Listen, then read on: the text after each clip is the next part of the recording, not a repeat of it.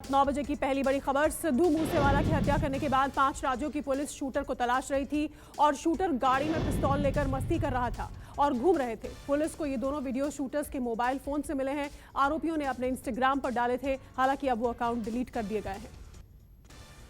Video में दिख रहा है कैसे शूटर्स मूसेवाला की हत्या के बाद गाड़ी में गानों पर हथियारों के साथ रील बना रहे हैं बिना किसी डर के। वीडियो में गाड़ी कपिल चला रहा है, बगल में नीली टी शर्ट में प्रियव्रत है, पीछे बीच में अंकित है और सबसे छोटा शूटर जिसने दोनों हाथ से फायरिंग की, पीछे नीली चेक शर्ट में सचिन भिवानी और सफेद टी शर्ट में दीपक है। पंजाब की आम आदमी पार्टी सरकार के 5 नए मंत्रियों ने शपथ ले ली है। अमन अरोड़ा, अनमोल गगन मान, चेतन सिंह जौड़ा माजरा, डॉक्टर इंद्रवीर निज्जर और फौजा सिंह सरारी मंत्री बन गए हैं। मार्च महीने में सरकार बनने के 3 महीने बाद आम आदमी पार्टी सरकार का ये पहला कैबिनेट विस्तार है। आज ही मान सरकार के 100 दिन भी पूरे हुए हैं। शिंदे सरकार को विधानसभा में मिला बहुमत। फ्लोर टेस्ट में पास हुए एकनाथ शिंदे को 164 वोट मिले। अशोक चौहान ने वोटिंग में हिस्सा नहीं लिया। महाविकास अघाड़ी के 8 विधायक वोटिंग से बाहर। महाराष्ट्र विधानसभा में वोटिंग के दौरान हंगामा हुआ। उद्धव गुट ने ईडी के नारे लगाए। ईडी के नारों को लेकर देवेंद्र फडणवीस ने विपक्ष पर तंज कसा। कहा, हाँ महाराष्ट्र में ईडी की सरकार है। ई मतलब एकनाथ शिंदे और डी मतलब देवेंद्र फडणवीस। देवेंद्र फडणवीस ने कहा, मैंने कहा था कि मैं वापस आऊंगा, लेकिन जब मैंने ऐसा कहा तो कई लोगों ने मेरा मजाक उड़ाया। मैं आज वापस आया। बहुमत परीक्षण से पहले शरद पवार ने बड़ा बयान दिया। कहा, 6 महीने में गिर जाएगी शिंदे सरकार। एनसीपी नेता शरद पवार ने दावा करते हुए कहा कि महाराष्ट्र में मध्यावधि चुनाव होंगे, जिसके लिए तैयार रहना होगा। शरद पवार ने बैठक में कहा, कई असंतोष शिवसैनिक वापस उद्धव ठाकरे खेमे में लौटेंगे। अमरावती में केमिस्ट उमेश कोल्हे के हत्याकांड में पुलिस ने आरोपियों को कोर्ट में पेश किया। कोर्ट ने 7 आरोपियों को 8 जुलाई तक ट्रांजिट रिमांड पर भेज दिया है। 8 जुलाई तक मुंबई एनआईए कोर्ट आरोपियों को पेश करना होगा। अमरावती में उमेश कोल्हे की हत्या के बाद तनावपूर्ण माहौल है। तनावपूर्ण माहौल के बीच अमरावती के राजकमल चौक पर श्रद्धांजलि सभा का आयोजन किया गया। सैकड़ों की तादाद में लोगों ने पहुंचकर उमेश कोल्हे को श्रद्धांजलि दी। श्रद्धांजलि सभा में हिंदू संगठनों ने हत्या का विरोध जताया। प्रशासन हाई अलर्ट पर रहा। हेट स्पीच को लेकर कानून लाएगी सरकार। सूत्रों के मुताबिक सरकार ने 5 साल की लंबे परामर्श के बाद हेट स्पीच का कानून लाने की तैयारी शुरू की। सोशल मीडिया पर नफरती कंटेंट रोकने के लिए एंटी हेट स्पीच कानून का ड्राफ्ट तैयार किया जा रहा है। ड्राफ्ट को जल्द ही सार्वजनिक राय के लिए पेश किया जाएगा। प्रधानमंत्री नरेंद्र मोदी ने गांधीनगर के महात्मा मंदिर में डिजिटल इंडिया 2022 प्रोग्राम की शुरुआत की। डिजिटल इंडिया वीक 2022 कार्यक्रम में बोले पीएम, भारत आज दुनिया को दिशा दे रहा है। टेक्नोलॉजी का सही इस्तेमाल जरूरी है, साथ ही डिजिटल इंडिया ने लोगों का जीवन आसान बनाया।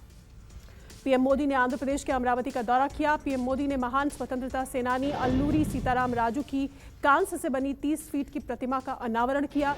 पीएम ने कहा, आज़ादी का संग्राम केवल कुछ लोगों का, कुछ इलाकों का, कुछ सालों का इतिहास नहीं है। ये भारत के कोने कोने, कण कण के त्याग और बलिदान का इतिहास है।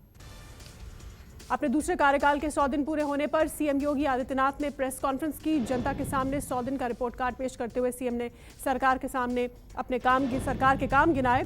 सीएम योगी ने कहा, यूपी में पहली बार लगातार किसी को दूसरी बार सत्ता मिली। बीजेपी की जीत हमारी नीतियों की वजह से हुई। हमने जो कहा सो किया। गर्मी की छुट्टियों के बाद वाराणसी के ज्ञानवापी श्रृंगार गौरी मामले में आज से सुनवाई शुरू हुई। वाराणसी जिला जज अजय कृष्ण की कोर्ट में सुनवाई हुई। कोर्ट रूम में दोनों पक्षों से जुड़े लोगों को ही जाने की अनुमति दी गई थी। आज की सुनवाई पूरी होने के बाद अब 12 जुलाई को अगली सुनवाई होगी।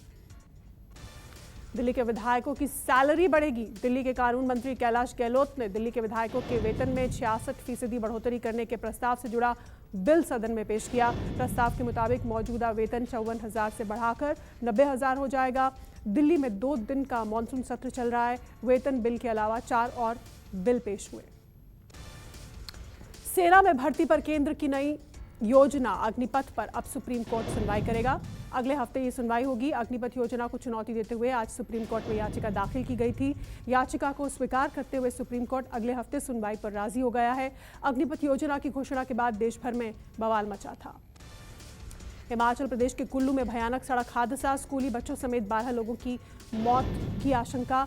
कुल्लू के सैंच घाटी में मोड़ पर अनियंत्रित होकर बस खाई में गिर गई। मौके पर भारी चीख पुकार मची। बताया जा रहा है कि प्राइवेट बस में बच्चों समेत 15 लोग सवार थे। पीएम मोदी ने इस हादसे पर शोक जताया। जम्मू कश्मीर के रियासी जिले में ग्रामीणों ने लश्कर ए तैयबा के 2 आतंकियों को पकड़ लिया और सुरक्षा बलों के हवाले कर दिया। इन दोनों आतंकियों का नाम तालिब हुसैन और फैजल अहमद है। इन आतंकियों के पास से भारी मात्रा में गोला बारूद और हथियार मिले। ये दोनों लश्कर के मोस्ट वांटेड हैं। आगरा में डबल मर्डर से सनसनी। गल्ला व्यवसायी और उनकी पत्नी की हत्या करके आरोपी फरार हुए। पुलिस ने जांच शुरू की। रविवार दोपहर तक घर में हलचल न होने पर पड़ोसियों ने घर में झांक कर देखा तो हत्या का पता चला। गल्ला व्यवसायी के 30 लाख रुपए गायब बताए जा रहे हैं। पुलिस सीसीटीवी फुटेज खंगाल रही है।